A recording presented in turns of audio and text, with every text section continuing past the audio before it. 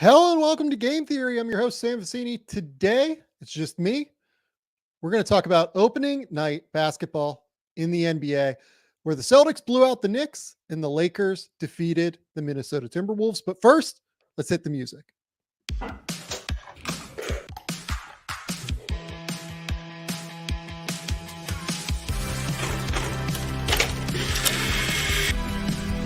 do have a timeout. Decide not to use it.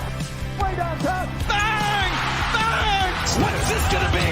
Wow! Are you kidding me? Hello and welcome to the Game Theory Podcast. I'm your host, Sam Vecenie. But if you watch the tape, what you will see completely orchestrated this game.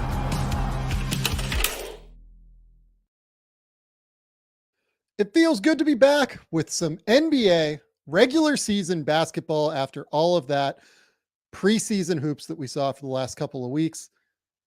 I'm excited to talk through these two games with you.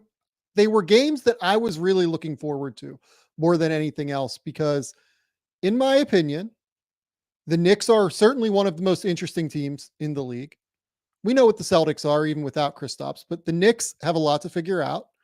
That showcased itself. We'll talk about that game second. But also the Lakers and the Wolves, for similar reasons in the Wolves case to the Knicks, are also two of the 5 or 6 most interesting teams in the league this year, because the Wolves go out and they break up this team that had so much success last season, winning 57 games, playing incredibly high level defense in order to move Karl-Anthony Towns, set themselves up better for the future, everything like that. But how do they adjust to having Julius Randle and Dante DiVincenzo in the lineup? That was a real question coming into this game. We'll talk about that in a second. But also the Lakers have a new coach in JJ Redick. And to me, I've been saying throughout the summer, for anybody that's been listening to the show regularly, that there is no circumstance where JJ Redick can possibly be worse than what Darvin Ham was giving them. It just kind of isn't reality. It's not factual. There's just no chance. Darvin wasn't really giving them anything. He wasn't running creative offense. He wasn't running anything that made me think that they made a poor decision here to move on. Now, JJ Redick is coming from a long playing career and has an incredible basketball mind, but we've never seen him coach before. So how does he adjust to that? What do they run? How does he dial up ATOs? All sorts of different things I was really looking forward to. But more than anything, if you've listened to what Redick has said in the preseason, when he got the job, everything like that, he's been very clear about a few things. He wants to play faster than what the Lakers did last season. And he wants to try to weaponize Anthony Davis a little bit more. And I feel like in this game, we saw exactly what his vision is there. So the Lakers win this game 110-103. They score 110 points on a Minnesota defense that last season was the best in the NBA. This season, we'll see where they settle in. Obviously, replacing Karl-Anthony Towns with Julius Randle is a downgrade defensively, I would argue. And Randle was really, really rough tonight. But I still think that given they have Rudy Gobert, Mike Conley, Dante DiVincenzo, Nickeil Alexander-Walker, Anthony Edwards on the perimeter, plus Jaden McDaniels is an incredible wing defender. That defense with Gobert on the interior should be one of the best defenses in the league. Still, Rudy Gobert throughout the course of his career has by and large led to a team having a pretty automatic top 10 defense. So for the Lakers to be as successful as they were tonight running offense did mean something to me, even if you could see they're clearly still integrating Randle and DiVincenzo, and they're still working through some of the things that they have to work through. Ultimately, though, this game totally just came down to Anthony Edwards for me. Anthony Edwards is the best player on the court. I tweeted earlier, I think this is one of, it's a top 5% game for Anthony Davis in a Lakers uniform. Anthony Davis was the best player on the court today. Sorry, I believe I said Anthony Edwards. Anthony Davis is the best player on the court. And I think this is probably one of his top 5 of his games of his career, something like that. He's had incredible games where he's dropped 50 points. He's had like 40 and 20 before. It's not like his best game of his career or anything. But he was pretty unstoppable today against an interior that has Rudy Gobert, Naz Reid, and Julius Randle. While we can talk a little bit about how they're clearly still integrating those pieces together in a connective way, and that Anthony Davis has by and large had success against Rudy Gobert in his past, I don't think we can ignore the fact that Anthony Davis had 36 points, 16 rebounds, 4 assists, 3 blocks, got to the line 15 times, was completely unstoppable, it felt like. And I think that's kind of where I want to start, just looking at tape. And we're not going to dive like crazy deep into the tape, but we'll talk a little bit about it, right? So this is the opening set of the third quarter for the Lakers. And this is just a ridiculous set. I might want to talk about it a little bit more in depth later on. But this was just ridiculous. Just opened up AD for an easy lob there. This felt like his I am hyper engaged moment right now. You can see him scream after blocking Rudy Gobert. He's been so clear in the media that he feels like he is the best defensive player in the world. I think realistically, when he's on the court, he probably is the best defensive player in the world. Certainly the best combination of rim protection and perimeter versatility, I would argue. His issue has just been missing games in terms of winning defensive player of the year. But this one is just completely ridiculous. Rudy Gobert slips into the paint here and thinks that he's going to get this wide open dunk at the basket.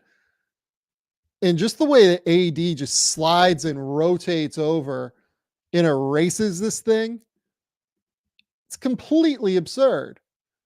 High points it, goes to get him, screams, starts talking all sorts of mess. It was insane.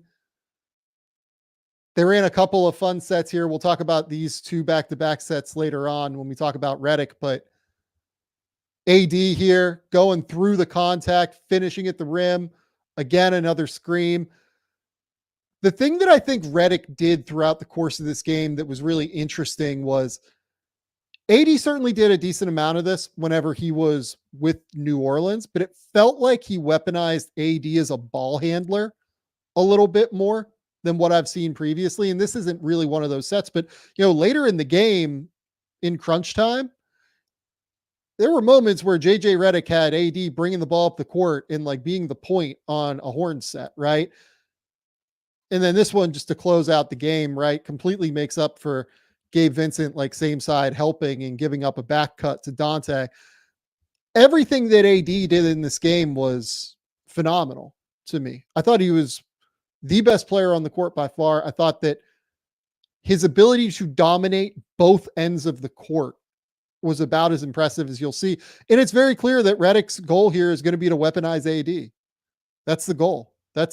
They're really lifting him and elevating AD in a way where under Darvin Ham, it felt like AD at times could be a little bit of a passenger to me. Like if you go through AD's game log last year, I don't believe he had like a 36-16 game. Now, the first year, it felt like they used AD a little bit more often under him, but last year, it felt like Ham got away from that. I love what Redick is doing, utilizing AD at the top. I love what Redick is doing overall with this offense.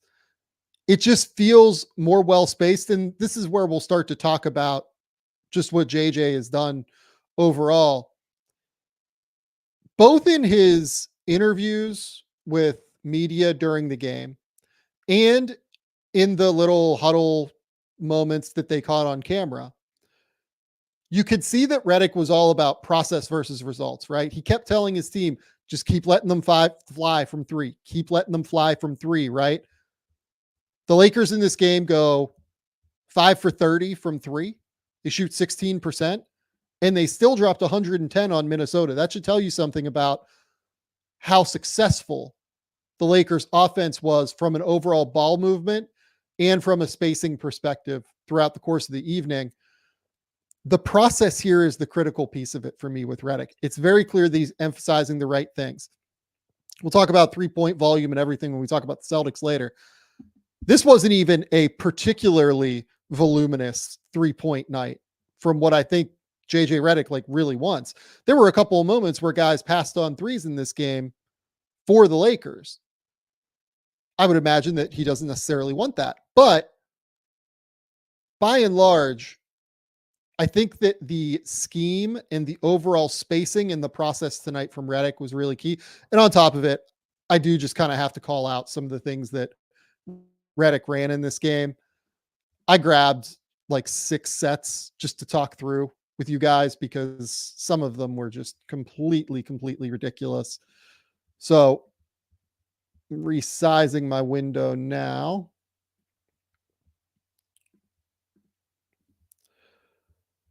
Here's the first one. This is just going to be your basic horn set for people who don't know what horns is. Point guard brings the ball up the court. Guys in the elbows, guys in the corners, right? So entry pass here to Jackson Hayes. Connect sets a screen here for LeBron to filter through on the weak side. Pretty standard horns action. And then Connect is going to come around this here from Jackson Hayes. I love the way that Redick utilized Dalton Connect in this game. It's very clear that Dalton Connect is being guarded as a very serious shooter already by NBA teams. His volume in the preseason was spectacular. He was very clearly a phenomenal shooter at Tennessee. So you see him set this screen, go around, take the I guess that's the DHL from Jackson Hayes. And because Connect is such a good shooter, if Hayes makes any contact here with Mike Conley, like he does, right? Naz Reid has to be at the level here. If he's not, Dalton's just going to step in and fire. He can shoot off of pull-ups. He's very comfortable with this. Because Reid is at the level, that opens up all of this space here for Hayes to short roll into.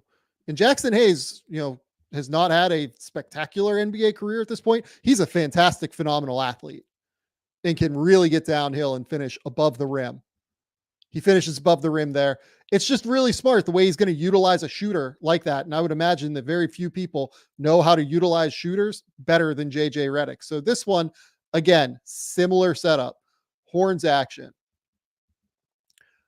Austin Reeves rejects the screen from AD, which is setting up as like a stack or a Spain pick and roll, right? For people who don't know what a stack or a Spain pick and roll is, it is where this man here, Connect, is going to come up and screen the screener's guy.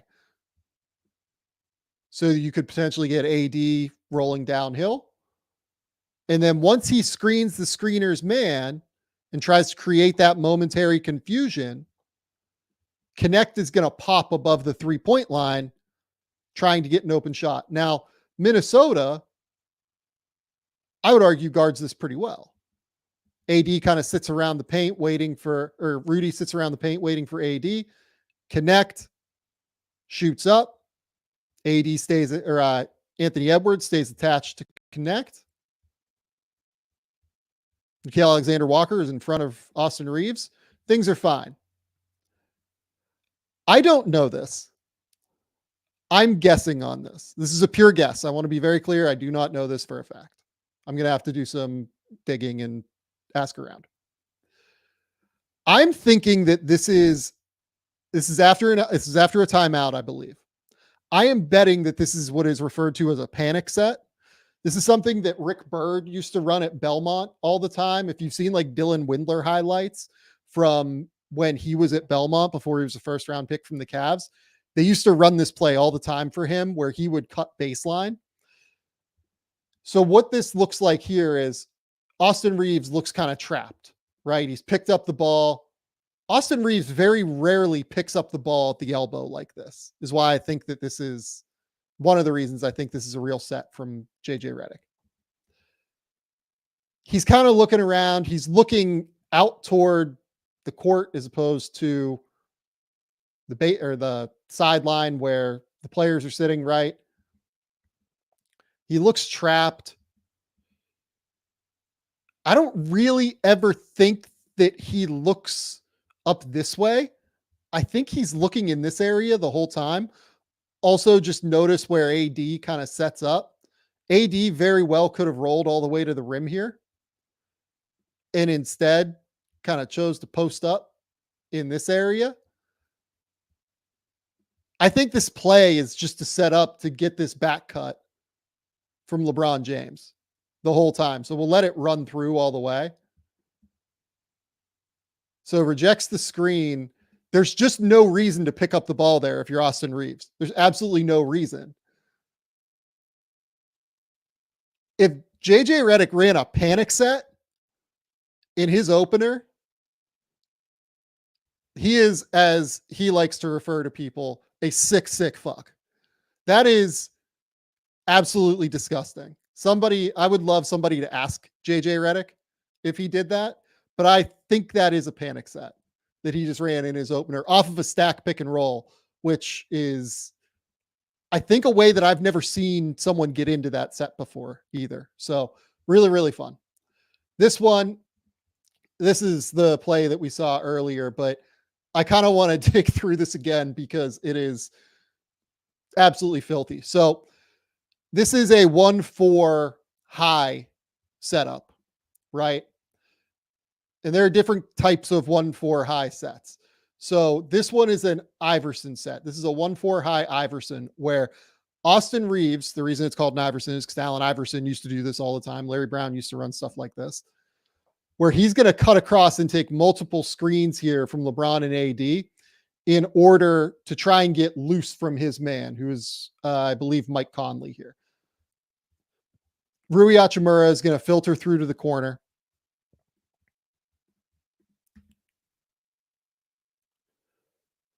And this is going to set up this way. So LeBron comes around. AD sets a screen here. LeBron comes around to set a screen, almost like a little slip screen for Austin Reeves.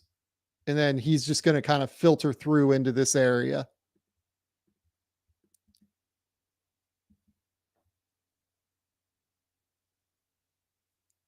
Because Austin Reeves has real shooting gravity,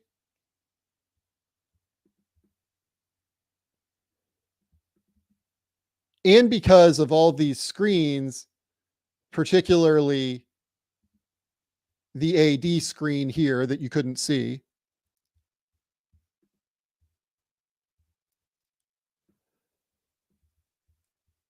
Jaden McDaniels is now trailing this play, which means at the end of the day,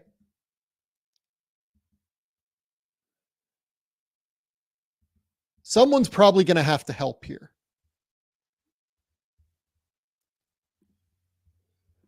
Rudy ends up being the one that has to help because that is just the obvious answer. That's something that the Lakers can anticipate. Because he has to help and step up, that just leads to a wide open lane for Anthony Davis here to go up and finish. So we'll let the whole thing run through again. So the 1-4 high set, Iverson cut across, AD screens for LeBron. LeBron comes over, screens for Reeves, pocket pass in. AD rolls to the rim, cuts to the rim, whatever you want to call it there. This is just like stuff that I cannot imagine the Lakers doing last year. Just point blank. I cannot remember anything like this from the Lakers last year.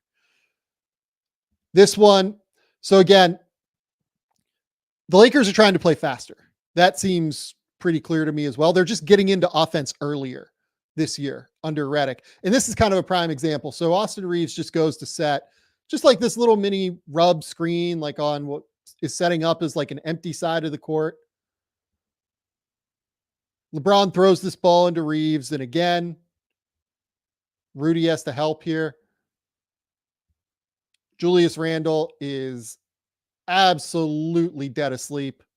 Like couldn't be more asleep in that backside corner. Austin Reeves throws some sauce on it. Looks away. Shout out to Rui Hachimura, a guy that we haven't mentioned, I don't think yet. Rui was spectacular in this game. He ends up with 18 points, 5 rebounds, goes 7 of 14 from the field. Cutting all over the place, was really, really valuable. And then these final 2, I believe, might only be 2 left. I just want to point out a couple of things with just this basic horn set that they ran a couple of times in the third quarter, right? So Gabe Vincent's going to entry this ball in to Austin Reeves, and then he's going to cut to the basket. First and foremost, the pass then go away structure of a horn set is pretty normal, right? But I would say most of the time, a majority of the time, Vincent will filter this way to the corner. In the corner man, who in this case is Dalton Connect that you can't see yet, will fly up. And sometimes they'll set like a staggered screen between him and Anthony Davis. Sometimes, they'll set into a DHO for, any sort of number of options. You can get into like Chicago actions this way. There's just like a lot of different things you can do. Here, Vincent cuts it tight. And as soon as Anthony Edwards gets clipped on this screen here, it's opening this action up for him to go to the basket. But because Dalton Connect is an incredible shooter and is deep in the corner here, this puts Donte DiVincenzo basically in hell. Because either he has to help off of Connect early and get here early. In that case, Austin Reeves can fling this ball to the corner pretty easily, I think. He's capable of making that pass.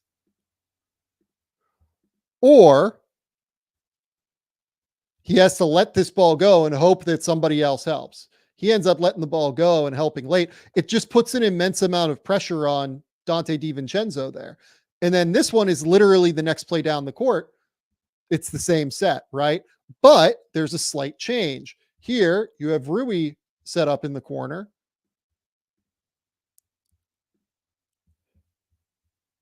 Where Vincent will be cutting, and you have Connect in the strong side corner where the ball is now.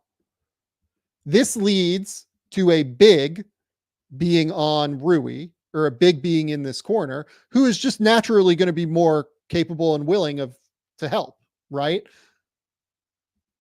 Again, Edwards gets like kind of clipped on the screen there.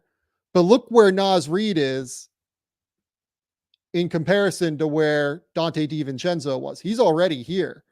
He's available. He could just be anticipating this based off of what we saw previously. He could be doing something else. You never know, right? But here, he rotates over, kind of doubles, and ends up shutting this down. The reason I put this on here is just because it shows the gravity of this guy. Teams are already treating Dalton Connect like a pretty serious shooter. So he hits that pass in. This is an awesome play from Gabe Vincent. Gabe Vincent looks off Rudy Gobert from AD. He's looking this way. He's eventually going to pass it this way to AD. And then AD just goes through, finishes at the rim. It's basically the way offense is supposed to look. It's the way offense is supposed to look. And I'm sure it's an absolute godsend for Lakers fans to now have like a real offense that seems to understand spacing, understand movement, understand ball movement. I think that this is going to really, really work for the Lakers. Just a couple of quick thoughts on the Wolves. The Wolves ended up in a spot here where they just struggled immensely on offense. Like they had a stretch in the second quarter where I think they scored like 2 points in 6 minutes or something. It was completely ridiculous. They struggled immensely on that end of the court today. Julius Randle ends up with 16, but like a lot of those came in, I don't want to call it garbage time, but like later in the fourth quarter. I didn't think Randle played particularly well today. I felt like he was asleep at the wheel on defense way too often against Rui. And I felt like more than anything, what his presence did was kind of stagnate the ball a little bit. I didn't think that that would be as big of a deal for Minnesota because I tend to think that Towns can also hold on to the ball, but he didn't do it quite as long as Randle did in this game particularly. And that would be my main worry if I was a Wolves fan right now, is just the way that Randle is kind of holding on to the ball, the way that Edwards is kind of holding on to the ball. The offense just felt very stagnant today. They're going to have to figure that out. Chris Finch is a genius when it comes to working with big men. He's worked with Randle before. He's worked with Randle with a big on the court before. I would think that this will get smoother and not as clunky. I just think that it might be clunky early on for the Wolves. That's kind of what this game said to me. And look, this is a game where the Wolves lost by 7 when Dante DiVincenzo goes 2 for 8 from 3 and Mike Conley goes 0 for 5 from 3 and Jaden McDaniels goes, 0 for 3 from 3, right? Or yeah, Mike Conley went 0 for 5. Like there were just a lot of moments here where if I'm the Wolves, I still think I feel fine. It's just that they're going to have to figure out some of the spacing with Randle and with Anthony Edwards and with the rest of this group. But more importantly, they have to figure out the ball movement. They can't have as many moments where they're kind of stagnant and standing around and not really doing anything. Okay. That's the first game. Before we go to the second game, PrizePicks is the best place to get real money sports action with over 10 million members and billions of dollars in awarded winnings. PrizePicks has made daily fantasy sports accessible to all. You just pick more or less on at least 2 players for a shot to win up to 100 times your cash. Run your game all season long on PrizePicks. You can now, like I said, win up to 100 times your money on PrizePicks with as few as 2 or 4 correct picks. It's the best way to get action on sports in over 30 states, including California, Florida, Georgia, and Texas. Look, PrizePicks invented the flex play, which means you can still cash out if your lineup isn't perfect. You can double your money even if one of your picks doesn't hit. PrizePicks puts its members first. All withdrawals are fast, safe, and secure. When my picks hit, I can get my money in as quick as 15 minutes. If you sign up today, you're going to get $50 instantly when you play $5. You don't even need to win to receive the $50 bonus. PrizePicks is a fantastic, fantastic service. You know that we are all in favor of gambling here on this show. Download the app today and use that code GAMETHEORY, GAMETHEORY, to get $50 instantly after you play your first $5 lineup. Download that app today and use the code GAMETHEORY to get $50 instantly after you play your first $5 lineup. PrizePicks, run your game. Okay. Let's get to the Boston Celtics absolutely blowing the doors off New York Knicks. This is a game Celtics win 132-109. And to be honest with you, it didn't feel that close. That was a 23-point game where the Knicks won the fourth quarter and honestly played okay-ish in the second quarter. And it still just didn't matter. The Celtics were such a well-oiled machine, which makes sense, right? The Knicks are incorporating a number of new players here. OG Anunoby did not play a ton of games for them last year. Mikal Bridges is a new player for them. Karl Towns is a new player for them. Trying to figure out how to make all of these players fit together, like we talked about with Minnesota, it's just going to take time. and that's fine. Having said that, I will say I do have some concerns that I talked about throughout the early portion of the preseason about New York's defense. In New York's structure, lineup wise, in terms of what they're envisioning their ideal lineup to be, involves Jalen Brunson and Karl Towns. In this game, the Celtics just absolutely sold out to dominate those two guys and take advantage of them defensively at every single opportunity. For like the first 3 possessions of the game, you could see it was a point of emphasis for Joe Mazzulla, Jason Tatum, Derek White, everybody, Drew Holiday as well, because Drew Holiday is being guarded by Jalen Brunson early, to involve Jalen Brunson in actions and to involve Karl Towns in actions. It was a really, really, really impressive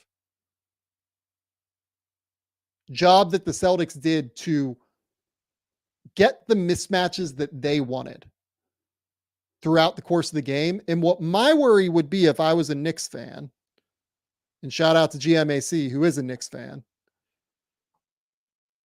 I would be worried that your whole idea structurally, lineup wise, in terms of what you wanted to do defensively, is you go out, you get Mikal Bridges and OG Anunoby, and you can be super switchable all over the court, right? The problem is that with Brunson and Cat on the court, you can't really switch much because those two guys end up being targets on defense for mismatches. So let's just kind of run through this real quick. I have a bunch of clips here, but we won't dive into all of them. This is literally the first action of the game. And the Celtics don't run like any sort of crazy action. They don't run crazy sets. They just space the court, run, ball screens involving any 5 players on the court, give their guys opportunities and driving lanes to be able to get to where they want, and create kick out opportunities for threes or shots at the rim. So this is your first possession of the season. It's a 1-2 ball screen involving Drew Holiday and Derek White. Next one. Celtics wing it across to Jason Tatum, being guarded by Mikal Bridges. Horford sets a monster screen on Bridges, and Cat's just too deep in this drop. Like, it's not a particularly deep drop. This is Jason fucking Tatum. You can't be sitting here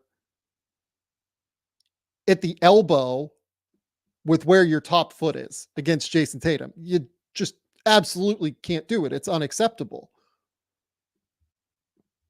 Tatum just walks into a 3 and it's too easy. Literally the next possession down the court, monster screen. Towns, deep drop. Tatum, open 3, right? I get that Mikal Bridges is long. He is. But it's just too easy of a look for Tatum here. It's just way too easy. And I get it that Tatum, like late last season, had some struggles shooting off of pull-ups, but he's too good. Like, that's not going to last, I don't think. Third possession of the game for the Knicks. Tatum being guarded by Bridges. Celtics run just like the easiest little rub action on the weak side where Drew Holiday and Al Horford go to set screens on Brunson and Hart.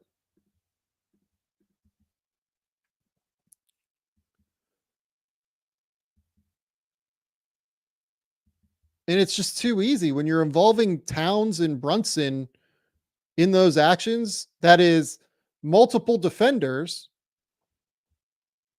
who are just so easily taken advantage of. This one, Tatum being guarded by Jalen Brunson. Towns is like sagging off of Al Horford for some reason. It's because there's a little exchange here. Horford goes and sets this little rub action.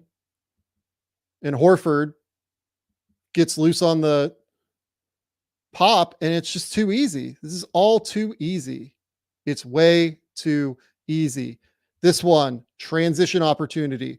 19 seconds left on the shot clock. Little DHO. Again, none of this is complicated stuff necessarily, but it's involving Jalen Brunson, who isn't super big. He's not super long. It's a pretty easy shot that you would think that Derek White is going to make pretty regularly. Again, involving Brunson here. Drew Holiday goes and finds Brunson. Again, Derek White, open three. Derek White's a 40% three-point shooter. The Celtics are going to take that. They're going to play the math game. Then they started to involve Pacom Dadier in the action. And this is one of Dadier's first possessions where he just has no idea that there are three Celtics here on this side of the court. I mean, you can just see him like, or no, is that Jericho? That might be Jericho Sims, not Dadier. But you can just see that like Sims has no idea that he needs to be accountable for the fact that there are three guys on that side of the court. He's just kind of ball watching. And this one, this is just a disgusting set. Completely ridiculous set. This is one of the more creative ones that you'll see from the Celtics. This is just like a stack pick and roll, so it's not anything, new. It's, essentially a horn set where Cornette sets a screen for Tatum. Tatum then gets a step up from Cornette. Sims is aware that he has this stack screen coming and that he has to be aware because Hauser is a 45% three-point shooter. But he's also just not athletic enough to guard Jason Tatum in space. And Tatum drills this three. This is all the first quarter. Like nothing that the Celtics are doing is complicated. Here's like a ram ball screen. Because it's a ram ball screen, Sims gets kind of behind the play, right? So ram ball screen is when someone goes to screen for the ball screener. Look at how far behind the play Sims is here. It's just too easy. It's too easy for Boston. And it was too easy throughout the course of the game. This one, again, just gets Sims on an island. I mean, good luck with that. I don't even know that I need to keep going through this, right? It's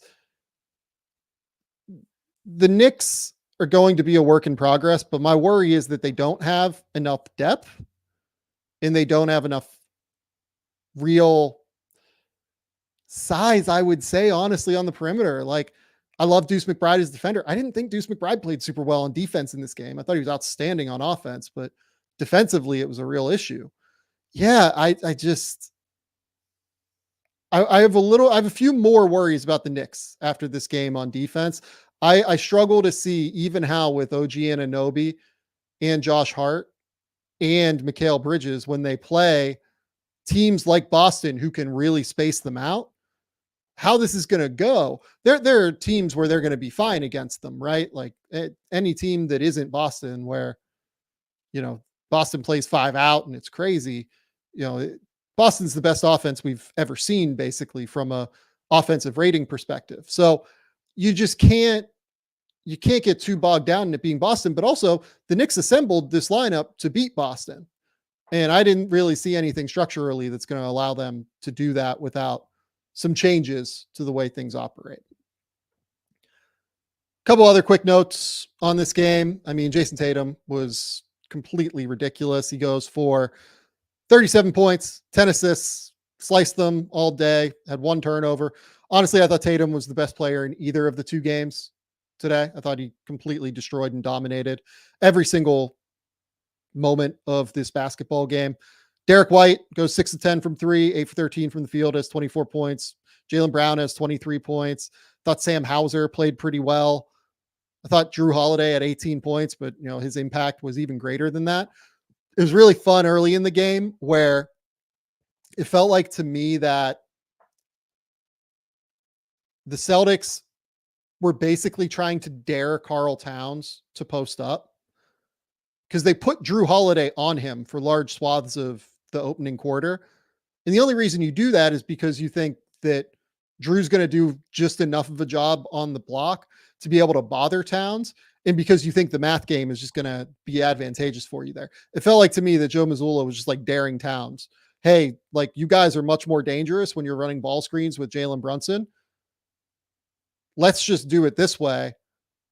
And hey, if you run that ball screen with Brunson in Towns, we're just going to switch it because we're happy to have Drew Holiday on Jalen Brunson at the end of the day. And we think Drew's going to do a good enough job on the block against Towns to at least be able to hold him to like a point per possession or something like that, maybe under a point per possession. It was just interesting to see the way that they decided to make those decisions. Anything else here for me on these games? I mean, I like that the Knicks were using like Josh Hart as a screener. I thought that was like an interesting move in order to like let Towns kind of space out and to utilize Towns or Hart's inability to necessarily space. Teams don't really guard Josh Hart out there necessarily. I thought that was a sharp move. Really, though, there's not a lot to take away from this other than the last thing I did want to say here. I mean, Mikal Bridges, look, it's almost not worth diving into the Mikal Bridges shooting thing right now. If only, and maybe I will at some point just to show you that every shot looks different, but that's the thing. Every single shot just looks different right now. Every shot looks different than the one before it. I'm fine with guys that like tinker with shots. Mikal has been a tinkerer throughout his career. Like if you go, his shot looks a little bit different every year, but the key is that the shot looks the same every time and that you're comfortable with your mechanics. With Bridges, I mean, he goes 2 for 7 from 3. And like, I didn't think Bridges, played horrible on offense in this game outside of the shooting, but the shooting is going to be a real thing here. He needs to find a mechanic that he is comfortable with, in my opinion. More than like it can be whatever he wants to do. He can get it back to the Villanova days. He can get it back to the Phoenix days where he hit 42% one year. Whatever it is, he just needs to get comfortable more than anything. That's the main thing that I see for Bridges moving forward. We'll see. We'll check in on the Knicks probably later this week. Bryce and I will be back on Thursday night. We are going to talk probably some extension news. Obviously, Şengün, Jalen Green, Trey Murphy, Rudy Gobert, and Aaron Gordon. Number of players signed extensions. We'll talk about all of that. We'll talk about some early takeaways from games. There's a chance I'll go live tomorrow night, but we'll see. That's debatable. It'll be dependent on what we kind of go through and what we decide we want to go through on Thursday night. Go subscribe to all of the Athletics, all of Game Theory's many social media channels run by our fearless leader, Andrew Claudio, GMAC, at Game Theory Sam V over on X/Twitter, TikTok, and Instagram. We will be back later this week with more fun stuff. I've also published a breakdown of Ace Bailey. Go read the breakdown of Ace Bailey. Or go watch it. Don't read it. If you want to read my work at The Athletic, I wrote a big, long breakdown of Jalen Green and Alperen Şengün's extensions, like 2,500 words. You can go read my thoughts on that before you hear them on Thursday. But that's all we got here. Until next time, we'll talk soon.